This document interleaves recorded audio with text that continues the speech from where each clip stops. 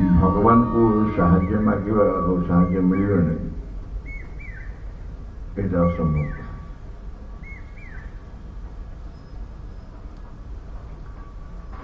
भगवान को साहाय्य मांगे भगवान देवे कि देवे नहीं केम जान। भगवान को साहाय्य मांगला बेले मन सन्देह थी सत्यकांत देले भी तो जापर आदि विश्वास भरोसा से निश्चय मिल भगवान को कहीदेली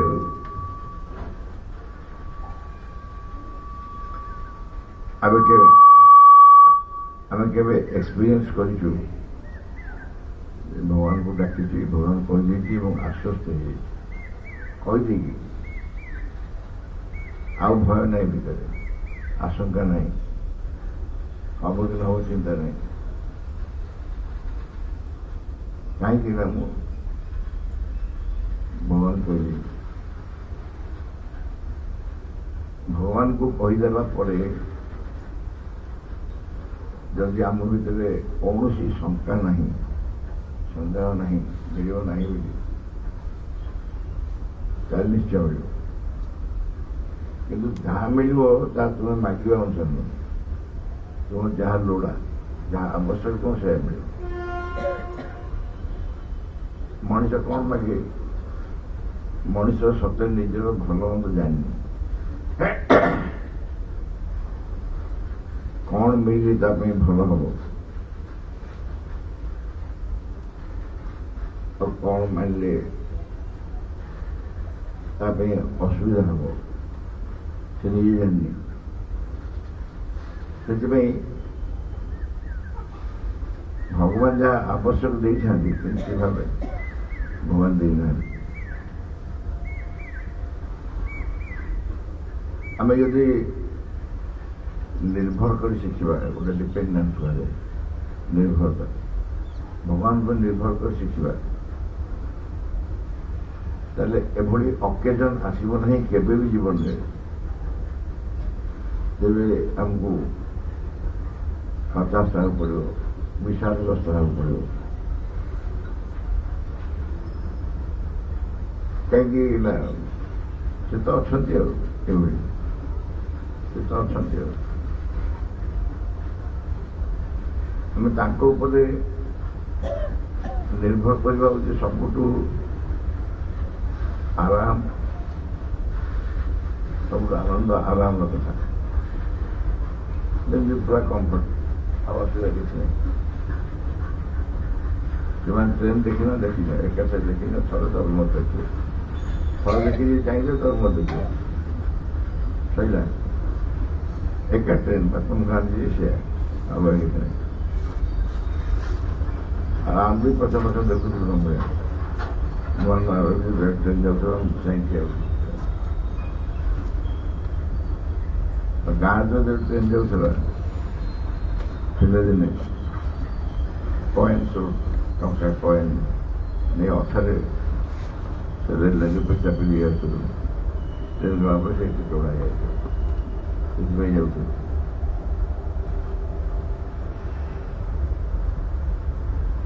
तेणु भगवान को ऊपर विश्वास रखा निर्भरता रखा एवं कृपा उपर संपूर्ण निश्चित एपाई जहाँ दरकार सब बड़ गुण है सब गुरुत्वपूर्ण गुण है सरल सरलता हूँ गोटे एसेंशियल क्वालिटी आम कहवा संसार एत जटिल संसार एमती अवस्था अच्छी सब लोक मान भर दुनिया विरोधी शक्ति कम कर आम जड़े सरल हेल्ले केमती हम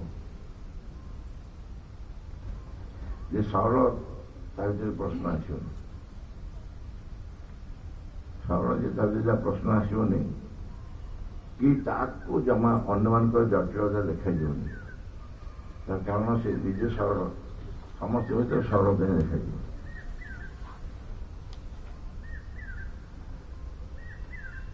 ସମସ୍ତେ ତା ପାଇଁ ଭଲ। ସତରେ ବାସ୍ତବରେ ଯିଏ ସରଳ ହେଇଥିବ ତା ପାଇଁ କିଏ ବି ଖରାପ ଲୋକ ନାହିଁ।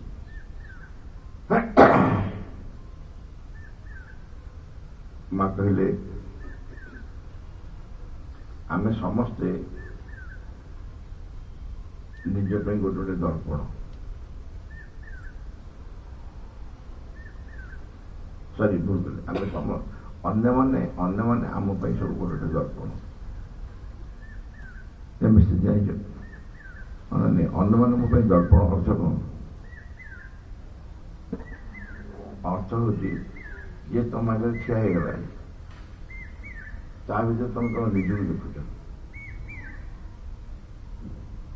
ଯଦି ତା ଭିତରେ ଭଲ ଗୁଣ ତମକୁ ଦେଖାଉଛି ସେ ତମରି ଭଲ ଗୁଣ। ଆଉ ଯଦି ଭଲ ଗୁଣ ଦେଖାଯାଉ ନାହିଁ ତାର ଦୁର୍ବଳତା ଦେଖାଯାଉଛି ସେଇ ତମରି ଦୁର୍ବଳତା। Each one is a mirror for yourself. Each one is a mirror. ସମସ୍ତେ ସଂସାରରେ ତମ ପାଇଁ ଗୋଟେ ଗୋଟେ ଦର୍ପଣ ସଦୃଶ। ତମେ ସେ ପିଲାଟି ଭିତରେ ସରଳତା ଦେଖିବ, ବହୁତ ସରଳ। ଜାଣିଥିବ ତମେ, କାହିଁକି ଜଣେ ସରଳତା ନିଜେ ସରଳ ନହେଲେ ତାକୁ ସରଳତା ଦେଖାଯିବନି।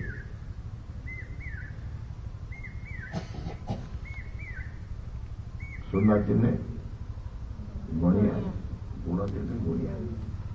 ସେ ସରଳତା ଚିହ୍ନିବ ସରଳ। ଆଉ ସରଳତାର ଅପୋଜିଟ୍ ଜଟିଳତା କୁଟିଳତା। ସରଳତାର ଅପୋଜିଟ୍ ହେଲା ଚାଲାକ। ଯେଉଁମାନେ ଚାଲାକ ହେବାକୁ ଚେଷ୍ଟା କରନ୍ତି ସେମାନେ ସରଳ ହେଇପାରିବେ। ଆଉ ଯଦି ସେମାନେ ସରଳ ହେବେ ସେଇଟା ଛଳନା ହେଇଯିବ। ସରଳତାର ଆକ୍ଟିଂ କରିବେ ସେମାନେ। ନଚେତ୍ ସରଳ ଯେ ହବ ତାକୁ ବିପଦରେ ବି ସମ୍ପଦ ଭଳିଆ ଲାଗିବ।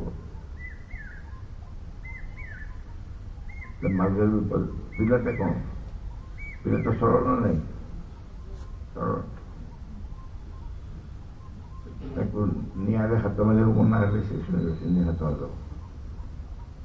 କାହିଁକି ନା ନିଆଁର ବିପଦ ତାକୁ ଦେଖାଯାଏନି।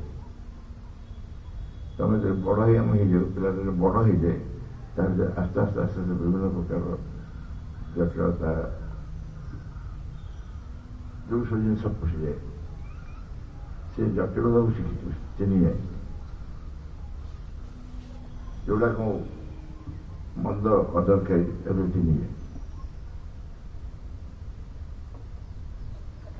ଆଉ ଯେଉଁମାନେ ସରଳ ତାଙ୍କୁ ଏସବୁ କିଛି କୌଣସି ଜଟିଳତା ଦେଖାଯାଏନି, ତେଣୁ ସେ ଜଟିଳତା ଭୋଗନ୍ତିନି। ଚାଲାକ ସରଳ ନହେଇ ଚାଲାକ ହେଲେ ସବୁବେଳେ ଗୋଟେ କିଛି ଜାଗାରେ କାଲି ତମେ ଠକି ଦେଇ ଚାଲି ଆସିବ, ତେଣୁ ବହୁ ଜାଗାରେ ନିଜେ ଧୋକା ଦେବ।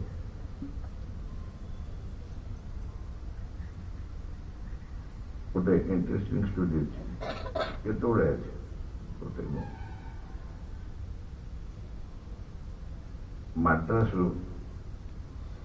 ମାଡ୍ରାସରେ ଆଜିକାଲି ଚେନ୍ନାଇ ଯୋଉଟା ସେଟା ବହୁତ ଓଡ଼ିଆ ପିଲା ଆଗେ ପହଞ୍ଚୁଥିଲେ। ଆଜିକାଲି ତମିଳରେ ବହୁତ ଓଡ଼ିଆ ପିଲା ପଢୁଥିଲେ। କାହିଁକି ନା AMI ବୋଲି ଗୋଟେ ଇଞ୍ଜିନିୟରିଂ ଡିଗ୍ରୀ ଥିଲା, ସେଟା ଆଡ଼େ ନଥିଲା, ଓଡ଼ିଶାରେ ନଥିଲା। ଏବଂ ଇଣ୍ଟରମିଡ଼ିଏଟ୍ ପରେ 4 ବର୍ଷ AMI ପଢ଼ିଲେ ଜଣେ ଇଞ୍ଜିନିୟରିଂ ପାଇବ। ଆରେ ପ୍ଲେଣ୍ଟି ସିଟ୍ସରେ ସମସ୍ତେ ପାଇଯାନ୍ତି। ବହୁତ ଓଡ଼ିଆ ପିଲା ଯାଆନ୍ତି, ଏଠି ନ ପାଆନ୍ତି ସିଆଡ଼େ ଯାଆନ୍ତି। ଆଉ ସିଆଡ଼େ ଖାଲି ଗଣ୍ଡଗୋଳ ବଦମାସି କରନ୍ତି। ଯେତେକ ଦୁଷ୍ଟ ପିଲା ଓଡ଼ିଆ ପିଲା ବା ଭଲ ପିଲା ଥିଲେ ବି ଯାଇ ଦୁଷ୍ଟ ହେଇଯାନ୍ତି। ଆଉ ମାଡ୍ରାସ ଷ୍ଟେସନରେ ଯେଉଁ ଟ୍ରେନ୍ ଓଡ଼ିଶା ଆଡ଼େ ଆସୁଥିବ ସେଇ ଟ୍ରେନ୍ ଆସିଲା ଥରେ ହେଇକି ବୁଲୁଥିବେ। ଆଇର ସାଙ୍ଗସାଥି କିଏ ଥିବେ କିମ୍ବା କିଏ ଯାଉଥିବେ ନିଜେ, କେମିତି ଆଣିବାକୁ ଯାଇଥିବେ। ଏଇସବୁ ତାର ଦିଟା ପିଲା ସେ ଓଡ଼ିଶା ଫେରିବା ପାଇଁ ଆସିଛନ୍ତି ଷ୍ଟେସନ। ସେମାନେ କେହି ଟିକେଟ ଫିକେଟ କରନ୍ତିନି, ଏଇସବୁ ବାଳୁଙ୍ଗା ସବୁ ଦୁଷ୍ଟ, ଟିକେଟ କରନ୍ତିନି, ଅର୍ଡିନାରୀ ଡବାରେ ଚଢ଼ିଯାଆନ୍ତି, ଯୋଉ ଡବାରେ ରିଜର୍ଭେସନ ନାହିଁ, ସାଧାରଣ ଡବା। ସେମାନେ କ'ଣ କଲେ, ପାଖରେ ଗୋଟେ ମାର୍କେଟରୁ ଗୋଟେ ପ୍ଲାଷ୍ଟିକ ସାପ କିଣା ହଲେନି, ସାପଟା ଦେଖିବେ ହଲିବ। ଆସିଲୁ ଅଲରେଡି ସେ ଗାଡ଼ି ଭିଡ଼ ହେଇଯାଇଛି, ଗାଡ଼ି ଲୋକ ବହିଯାଇଛନ୍ତି। ଚାଲିଲା କରି ସାପ ଯିବା ଫିଙ୍ଗିଦେଲେ, ସାପ ସାପ ସାପ କହିଲେ, ସାପ ଏମିତି କହିଲେ ଯେ ଯେଉଁମାନେ ଚଳୁଛେ ଫପାରେ ଡେଇଁ ପଡ଼ିଲେ ଚଳୁ, ଯେ ଡେଇଁ ପଡ଼ିଲେ ସେ ଉପରେ ଯୋଉଠି ଲଗେଜ ରଖାଯାଏ ଯେ ଜାଗାରେ ଦେଇ ପଡ଼ିଲେ ସେ ପଡ଼ିଲେ। ତାପରେ ଯେ ଆସିବେ ଆସିବେ ଶୋଇପଡ଼ିଲେ। ସକାଳେ ଉଠିଲା ବେଳକୁ ସେ ବଗିରି ସେମିତି ଛୁଆ ହେଇଛି, ଟ୍ରେନ୍ ପଡ଼େ। କ'ଣ ହେଲା ବୁଝିଲା ବେଳକୁ କ'ଣ ହେଇଛି ନା, ରାତିରେ ବଗିରେ ସାପ ବାହାରିଲା, ଆଉ ସାପ ଖୋଜା ହେଇ ମିଳିଲାନି କେଉଁ ସାପ ଅଛି। ତେଣୁ ଗାଡ଼ି ସାଫ କଲେ, ଡବାଟା କାଟିକି ରଖିଦିଅ, ସାପ ଯଦି କେଉଁଠି ଥିବ ସେ କାର୍ଟା ଡବାଟା କାଟି ଦେଇକି ଟ୍ରେନ୍ ପଳେଇଲା। ଏମାନେ ସେଇଠି ବସିଛନ୍ତି, এই চেন্নাইରେ ଅଛନ୍ତି, ଆସିପାରିଲେନି, କାହିଁକିନା ଚାଲାକି କରିଥିଲେ, ସାପ ଦେଖି ଦେଇ ପଳେଇବେନି। କିନ୍ତୁ ଅନ୍ୟମାନେ ପଳେଇଲେ, ଯାହା ଚାଲାକ ନୁହନ୍ତି ପଳେଇଲେ, ଏମାନେ ସେଇଥିପାଇଁ ଚାଲାକି ନ କରି ଯଦି ଚେଷ୍ଟା କରିଥାନ୍ତି ସେ ଭିଡ଼ରେ ପଶିବା ପାଇଁ, ଆସ୍ତେ ଆସ୍ତେ ହୁଏତ ଭିଡ଼ ପଡ଼େ, ସେ ଶୁଣି ଚାଲାକ। ଆଉ ଗୋଟେ କାହାଣୀ ଅଛି, ଗୋଟେ ଲୋକ ଥରେ ଶୋଇ ରୁମ୍ରେ ଅଛି, ତା ଘରେ ଅଛି, ବାହାରେ କବାଟ ବାଡ଼େ, କିଏ କବାଟ ବାଡ଼େଇଲେ ଦେଖିବା ବେଳକୁ ଜନ୍ମ ଆସିଛନ୍ତି। ଏ କହିଲେ, ବାବୁ ତମେ କିଏ? ନା ମୁଁ ଜନ୍ମ। ପଳେଇ ଆସିଛ? ନା ଆଜି ତ ପାଳି ଅଛି, ଆସି ମୋ ପାଳି କାହିଁ, ମୋତେ କେହି ମେସେଜ ଆସୁନି, ନୋଟିସ୍ ଆସୁନି, ହ୍ୱାଟ୍ସଆପ୍ ଆସୁନି କିଛି, ତମେ କ'ଣ ପଳେଇଲ ହଠାତ୍? ନା ମୁଁ ନୋଟିସ୍ ଦେଇଛି, ମୁଁ ହଠାତ୍ ଆସି ଦେଖୁନ ଲିଷ୍ଟରେ ତୋ ନା 1 ନମ୍ବର ଅଛି, ଦେଖିଲା ତା ନାଁଟା 1 ନମ୍ବର ଅଛି। ଚାଲାକ, ବହୁତ ଚାଲାକ ସେ। କହିଲା ଓକେ ଠିକ୍ ଅଛି, ନା ତ ଅଛି, ଯିବା ଆଉ କ'ଣ ଅଛି, ଗୋଟେ କାମ କର, ତମେ ସାଡ଼ୁ ଆଇଛ, ଏତେ ଦୂରରୁ ଟାୟାର୍ଡ ହେଇଥିବ, ଏ କଫି ଫଫି ଖାଅ, ଜଳଖିଆ ଟିକେ ଖାଅ, ବିଶ୍ରାମ ନେଲେ ଯିବା ଆଉ। ଆମେ ତ ନଟ୍ ବ୍ୟାଡ୍ ଦିଅ। ଏ କ'ଣ କଲା, କଫି ଦେବାକୁ କଫି ଦେଲେ ଟିକେ ନିଦ ଔଷଧ ଦେଇଦେଲା, ନିଦ ଔଷଧ ଦେଲା, ଜନ୍ମ ସେ ନିଦ ଔଷଧ ଖାଇକି ନିଦ ହେଇଗଲା। ନିଦ ଔଷଧ ଜନ୍ମ କ'ଣ ସମୁଦ୍ର ନିଦ, ଇଏ କ'ଣ କଲା, ସେ ଲିଷ୍ଟଟା ଆଣିକି ତା ନାଁଟା 1ରୁ କାଟିକି ତଳେ ଲେଖିଦେଲା। ଆଉ ତଳେ ଲେଖିଲେ ଅର୍ଡର ଯଦି ମୁଁ ଡେରି କରିସାରିଣି, ନା ଆଜି ଟାଇମ୍ ହେଇଯିବ, ଫେରିଯିବେ, ପୁଣି କାଲି ଆସିବ ନୂଆ ଲିଷ୍ଟ ଆଣିବେ, ମୋ ନାଁ କଟିଗଲା ନା। ତଳେ ରଖିଦେଲା। କିଛି ସମୟ ପରେ ଜନ୍ମ ଉଠିଲେ ଯିବୁ, ବହୁତ ଫ୍ରେଶ୍ ଲାଗୁଛି, ବଢ଼ିଆ ଲାଗୁଛି, ଥ୍ୟାଙ୍କ ୟୁ ଭେରି ମଚ୍, ତୋର ଚାହା କଫି ମୋତେ ବହୁତ ହେଲ୍ପ କଲା, ଭଲ ଲାଗିଲା, ଠିକ୍ ଅଛି, ମୁଁ ମୋ ମାଇଣ୍ଡ ମେକଅପ୍ କରିଦେବି, ଚେଞ୍ଜ କରିଦେବି ମାଇଣ୍ଡ, ଆଉ ଉପରୁ ନୁହଁ, ଏଥର ତଳ ଆଡ଼ୁ ଯିବେ। ସେ ଚାଲାକ କରି ତା ନିଜ ନା ତଳ ଦେଇଛି। ଆମେ ଯାହା କଲେ ଭଗବାନ ଆଗରେ ଚାଲାକ କରିହେବନି, ଭଗବାନ ଆଗରେ ଧରା ପଡ଼ିଯାଏ ସବୁବେଳେ। ସେଥିପାଇଁ ଆମେ ଚେଷ୍ଟା କରିବା ଯେତିକି ବି ହଉ ଗୋଟେ ସରଳତା ପ୍ରକାଶ କରିବା ନେଇ ଭିତରେ, ଆଟଲିଷ୍ଟ ଭଗବାନଙ୍କ ପାଖରେ କେବେ ଠକିବାକୁ ଚେଷ୍ଟା କରିବା, କାରଣ ଭଗବାନ ଠକିଲେ କ'ଣ ହବ ଜାଣିଦେବେ ନା, ଭଗବାନ ଜାଣିଲେ। ଆଉ ଭଗବାନ ଯେତେବେଳେ ସାହାଯ୍ୟ କରିବେ,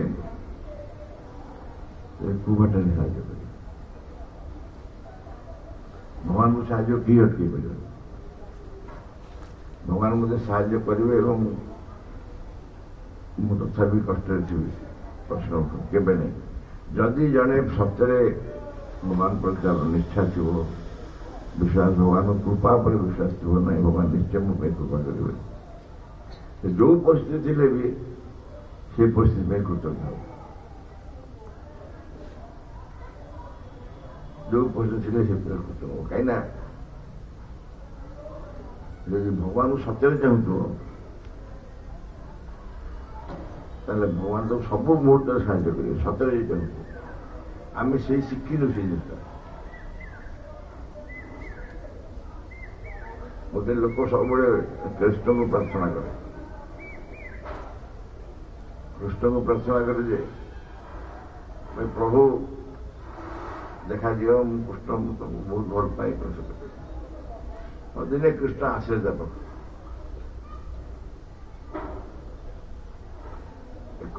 कलिंग बेल बजला ये खेल को पैंट सुट पिंधिकी जन भद्र ठिया तुम किए हम कृष्ण अरे कौ कृष्ण ड्रीम डाकू मत जान कौ कृष्ण एमती महिष धरिक आसता लोक मुझे छाड़ी रास्ता महिष धरिक आस मुझे कृष्ण आ तू ये विकल डाक्तलु ना आज आसी तो सागर रही तो साथ कौन हाउ डू लाइक भल लगे आज्ञा फैंटास्टिक रही जी आठ सौभाग्य मोर कौन हो तो सागर पूरा रही सब तो छड़ा मत कई देखिए मत किए शुणी पारे देखिए केवल तू देखू शुणु मुझे ना भेरी गुड ये हवा उचित आउ कि शुणी असुविधा आम कौन कथा कौन ना कृष्ण रही सागर तू जुआड़े जी मुझे सागे देना बहुत बढ़िया आज कड़े फास्ट टाइम प्रथम पढ़ा ना मुझे बेपार अच्छे बेपार जो खाଇବା ଜିନିଷ ପାଉଁରୁଟି ଫାଉଁରୁଟି ସ୍ନାକ୍ସ ପାଉ ବସୁନୁ କାଇଁ ଏଇ ଝିଅ ଏଇ ବସୁନୁ କାଇଁ କଣ ହେଲା ଚେୟାରରେ ବସିବୁ କଣ କହୁଛୁ ତତେ ଜାଗା ହଉନି ଆଉ ଏଇଠି ଆମ ବେଞ୍ଚ ପାଖେ ଜାଗା ଅଛି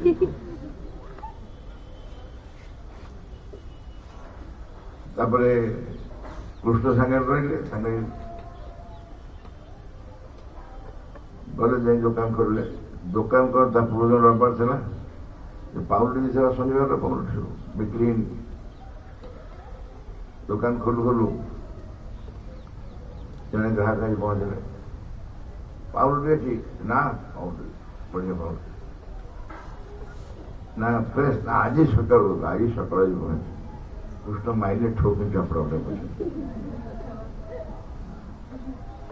कृष्ण सरी नहीं भाई सका दुकान खोल तुम आस सका कौन रविवार शनिवार भल अच्छी फ्रेश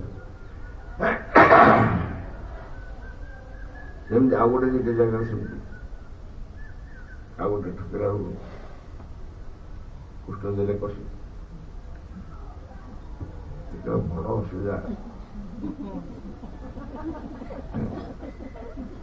राति जाऊ जाऊ ता जो सबुदिन अभ्यास गोटे खटिकी जीव बस कृष्ण सागे बस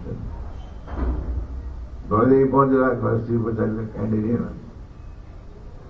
सबुदिन जमी जो बहाना दिए चक्का खराब हो गला कृष्ण पूरा शक्त चपड़ा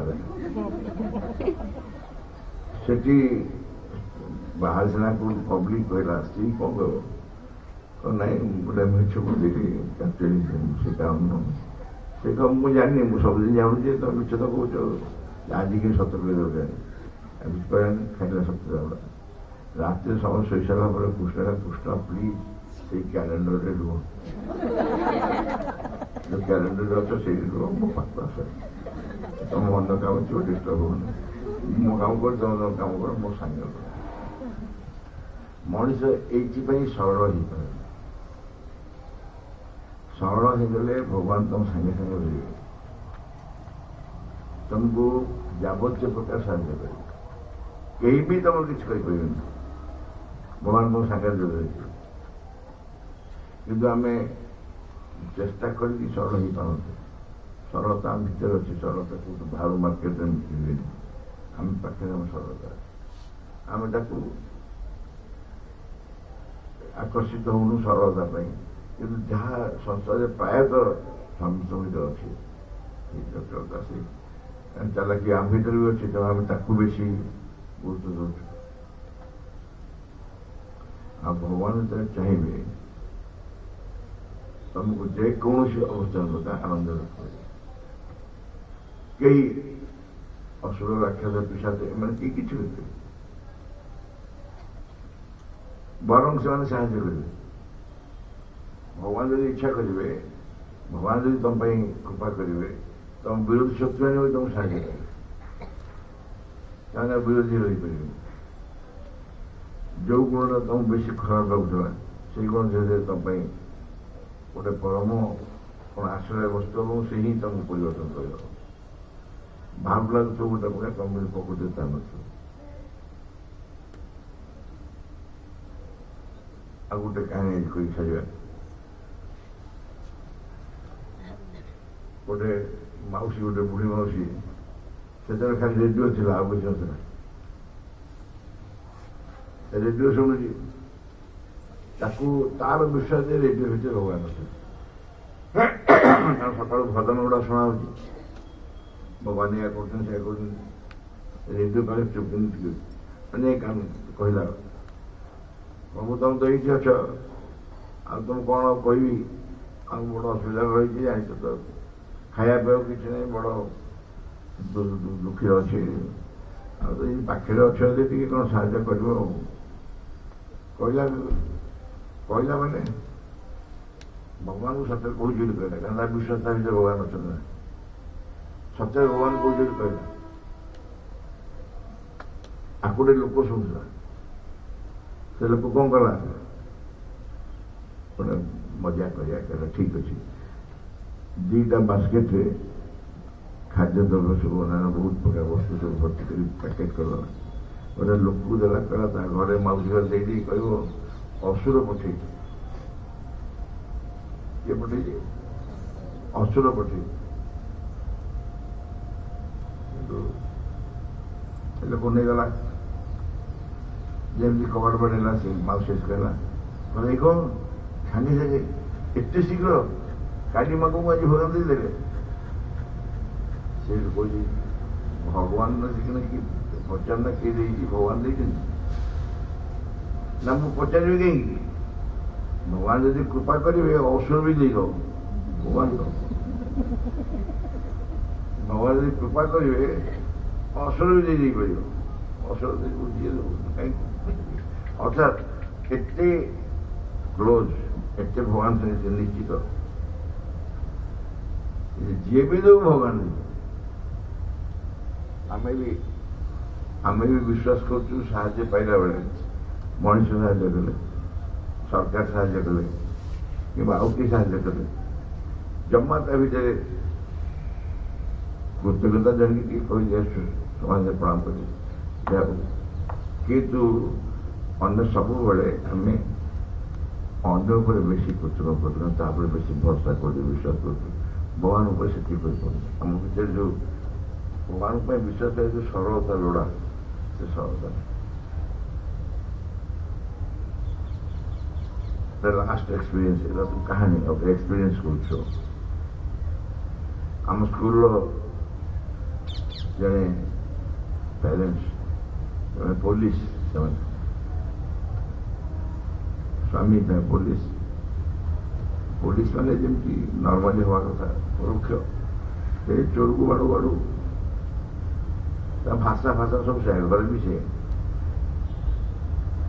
ଆମର ଜଣେ ବହୁତ ସିନିୟର ସାଧକ ଥିଲେ, ତାଙ୍କ ଘରେ ପାଚକ ବି ବହୁତ ପାଚକ ଥିଲେ, ସେ ପୋଲିସ ଇନ୍ସପେକ୍ଟର DSP କ'ଣ ଦେଉଥିଲେ।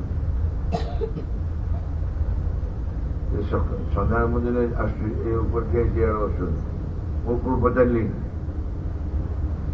କ'ଣ ଭାଇ କ'ଣ ଖବର? ସେ ଶଳା ଛୁଆ ଗୁଡ଼ା ଆପଣ ବସେଇ ଦେଉନାହାନ୍ତି ମୋତେ।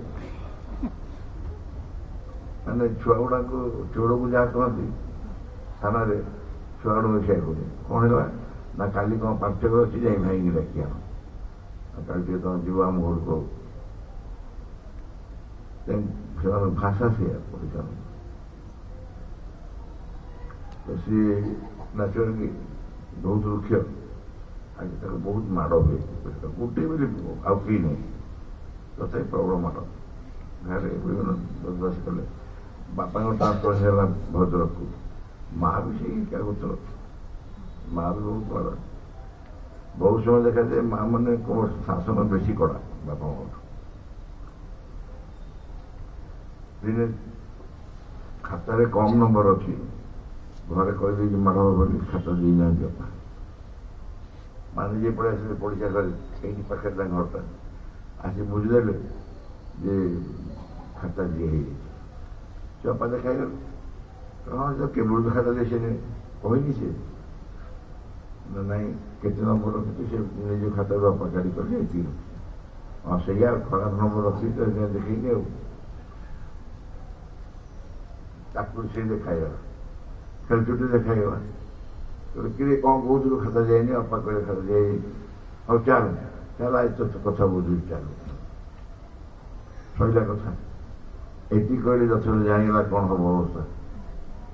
ଆଉ ଘରକୁ ଗଲା। ଆମେ ସନ୍ଧ୍ୟାବେଳେ ରାତିରେ ଯେତେବେଳେ ସମାଧି ସଫା କରୁ, ତା ଦେହରେ ଚିଟ୍ ଖଣ୍ଡ ଖଣ୍ଡ ମିଳେ। ବିଶେଷ କରି ସ୍କୁଲ ପିଲାଙ୍କ ଚିଠି ସବୁ ଥାଏ। ଥରେ ଗୋଟେ ଚିଠି ଲେଖିଥିଲା ଜଣେ, ମା ଆମ କ୍ଲାସର ରମେଶ, ତମେ ତ ଚିହ୍ନିଛ ତାକୁ, ଆଉ ସିଏ ବଡ଼ ଦୁଷ୍ଟାମି କରୁଛି, ବାପାଙ୍କ ହଇରାଣ କରୁଛି, କ୍ଲାସରେ ପଢ଼ିବନି, ତାକୁ ଟିକେ କହିଲୁ ନା। ସେ ହାଉସିଂ ତାର ବିଶ୍ୱାସ ସମାଜରେ କହିଦେଲେ ହେଇଯିବ, ସେମାନେ ମାନିଶ୍ଚୟ କରିଦେବେ। And this is the way how should a child grow. ପୂର୍ଣ୍ଣ ଭାବରେ ମାଆଙ୍କ ଉପରେ ନିର୍ଭର କରି ବଞ୍ଚିବ, ସେ ବଢ଼ିବ, ବଡ଼ ହେବ। ସେଦିନ ଚିଠି ବାଲା ମା ଯୋଉଟା ଭୁଲ ହେଇଛି, ମୁଁ ଘରେ ମାଆକୁ ମିଛ କହିଦେଇଥିଲି। ମା ଆଜି ଜାଣିଗଲେ ମୁଁ ମିଛ କହିଛି ବୋଲି ଆଉ ସେ ଛାଡ଼ିବନି, ବହୁତ ମାଡ଼ ମାଗିବ ମୋତେ। ହେଲେ ମୁଁ ଷଷ୍ଠ ଶ୍ରେଣୀରେ ପିଲା ତ ଭାଷା ହେଉଛି, ହେଲେ ମୁଁ ଭୟ କରୁନି, କାରଣ ମୁଁ ତୁମ ଚରଣରେ ଶରଣ ନେଇଛି। ଭାଷା ତୁମ ଚରଣରେ ମୁଁ ଶରଣ ନେଇଛି। କାଗଜ ଖଣ୍ଡ ମିଳିଲା 9ଟା ବେଳେ କି 10ଟା ବେଳେ ସମାଜ କାମ କରିକି ଗୋଟେ ଆଣି ମଧ୍ୟାହ୍ନ ପଢ଼ିଲି, ମନେ ମନେ ହସିଲି। ଆହୁରି ଘଣ୍ଟା ରାତି 11ଟା ମା ଆସି କ'ଣ ନା ପୁଅ ଚଳେ ଭୁଲି ଯାଇ। ଆମେ ଏତେ ଓଡ଼ିଆ ନା ମୋ ବନ୍ଧୁବାନ୍ଧବ ସମସ୍ତେ ଭଲ ଖୋଜୁଥିବେ, ପୋଲିସ ଘର ତ ତେଣୁ ଥାନା ଫାନା ସବୁ ଖବର। ହଉ ଦେଖନ୍ତୁ, ଚିଠି ଦେଖନ୍ତୁ, ସେ ମାଆଙ୍କ ଉପରେ ନିର୍ଭର କରିକି ଅଛି, ଯାଇନି ଘରକୁ। ଠିକ ଅଛି, ଯୋଉଠି ବି ଥାଉ ତାର କିଛି ଅସୁବିଧା ହେବନି, ଆପଣ ଯାଆନ୍ତୁ, ଯାଆନ୍ତୁ ମାଆକୁ ଡାକନ୍ତୁ, ଦେଖିବେ କିଛି ଅସୁବିଧା ହେବନି। ସେ ପଳେଇଲେ, କାନ୍ଦି କାନ୍ଦି ଆସିଲେ, କାନ୍ଦି କାନ୍ଦି ଗଲେ, ଆଉ କିଛି ଉପାୟ ନାହିଁ, ଆମ ପାଖରେ ଆମକୁ ଟିକେ ଅପେକ୍ଷା କଲେ। ସେ କ'ଣ କଲା, ଏଇଠୁ ସିଧା ସେ ସ୍କୁଲ ଡ୍ରେସରେ ସେ ବ୍ୟାଗ୍ ଧରିକି ଷ୍ଟେସନ ପଳେଇଲା। ଷ୍ଟେସନ ପଳେଇଛି, ଟ୍ରେନ ଷ୍ଟେସନରେ ବସିଛି। ବାପାଙ୍କ ଜଣେ ସାଙ୍ଗ ଦେଖାହେଲେ, କହିଲେ ଏଠି କାହିଁ ବସିଛୁ, ସବୁ ସତ କହିଲେ। ମା ବାଡ଼େଇବେ ବହୁତ, ଘରେ ବାହାରି ମାରନ୍ତି ବହୁତ ବାଡ଼େଇବେ, ମୁଁ ଆଉ ଯାଇନି ଘରକୁ ଯିବ। ସେ ଦେଖିଲେ ତାଙ୍କ ବାପାଙ୍କ ବହୁତ ଘନିଷ୍ଠ ସାଙ୍ଗ, କହିଲେ ଯଦି ଅସୁବିଧା ହେଉଛି, ଟ୍ରେନ ଏଣେ ଘରୁ ଆସିକି ଆସିଛି, ଷ୍ଟେସନରେ ବସିଛି, ଟ୍ରେନ ଲାଇନଟା ପାଖରେ କ'ଣ ନା କ'ଣ ମିଶି କରିବ, ତେଣୁ ତାକୁ ସାଙ୍ଗେ ସେ କଲିକତା ସାଙ୍ଗେ କଲିକତା ନେଇଗଲେ। କଲିକତା ନେଇଗଲେ, ତାଙ୍କ କାମ 2 ଦିନ ଥିଲା, ଅଧା ଦିନରେ କାମ ସରିଗଲା। ଆଉ 1.5 ଦିନ ତାକୁ କଲିକତା ସବୁ ବୁଲେଇଲେ, କ'ଣ କ'ଣ ସବୁ ଜାଗା ଦେଖେଇଲେ, ମିଠା ଧରିକି ଖୁଆଇଲେ, ସନ୍ଦେଶ ଖୁଆଇଲେ, ଆଉ କ'ଣ ସବୁ ଦେଖି ସାରି ତା ପରଦିନ ଆଣିକି ସନ୍ଧ୍ୟାରେ ଛାଡ଼ିଦେଲେ। କଲିକତା ତାଙ୍କୁ କିଏ ବୁଲେଇଲା? କିଏ ବୁଲେଇଲା କଲିକତା?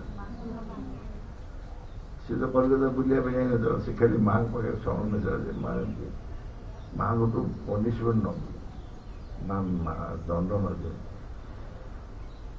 ବୁଲିବା ଟିକେ ତାକୁ ତ ମା ବୁଲେଇଲେ ପୁରା 1.5 ଦିନ କଲିକତା ବୁଲେଇକି ସନ୍ଧ୍ୟାବେଳେ ଛାଡ଼ିଲେ ଏବଂ ତାକୁ ତ ପୁରସ୍କାର ଦେଲେ। ସେ କହିଲା ମୁଁ ତମ ଚରଣରେ ଶରଣ ଦେଇଛି, ଠିକ ଅଛି ଶରଣ ନେଇଛୁ ବା ଆଜି ମୁଁ କଲିକତା ବୁଲିବୁ ମିଠା ଦହି ଖାଇବୁ ମିଠା ଖାଇବୁ ବୁଲେଇ ବୁଲି ଦୋକାନ ଘର ଛାଡ଼ିଲେ। ତା ମା ପ୍ରମିଶ କରିଥିବ ଏଇ ଜନ୍ମରେ ନୁହଁ ଆଉ 2ଟା ଜନ୍ମରେ 3 ଜନ୍ମରେ ବି ଆଉ ତ ପିଲାଙ୍କୁ ମାରିବ। ପିଲାଙ୍କୁ ମାରିଲେ ଏ ପିଲା ଏଭଳିଆ ହେଇପାରନ୍ତି, ଏଭଳିଆ ଆକ୍ସନ ନେଇଯାଇପାରନ୍ତି। ଆଜିକାଲି ତ କମନ ହେଇଗଲାଣି ନା, ମୋବାଇଲ ନଦେଲେ ବି ସୁଇସାଇଡ୍, ମୋବାଇଲ ନଦେଲେ ସୁଇସାଇଡ୍। ତେଣୁ ଏସବୁ ଜାଗାରେ ବହୁତ ବେଶୀ ଭଗବାନ ଉପରେ ମାଙ୍କ ଉପରେ ନିର୍ଭର।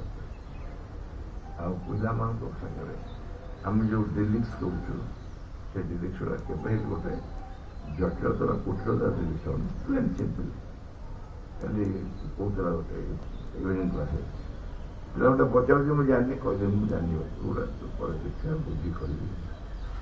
ଆଉ ପିଲାଙ୍କୁ କୌଣସି କାରଣ ଯେଉଁ ଅସୁବିଧା ଆମେ ନିଜେ କରୁଛୁ ସେ ଅସୁବିଧାରେ ପିଲାକୁ ଆମେ ଦଣ୍ଡ ଦେବା ଉଚିତ। ସେଥିପାଇଁ ଆଜିର ମୁଖ୍ୟ ବିଷୟ ହେଲା let us be simple, as simple as possible. ମା କହିଲେ be simple and be happy, ଖୁସି ରହ, ସରଳ ଖୁସି ରହ। ଆଉ କିଛି ଦେବା କଥା ତାଙ୍କୁ ଦେବା କିନ୍ତୁ ସରଳ ଖୁସି ରହ।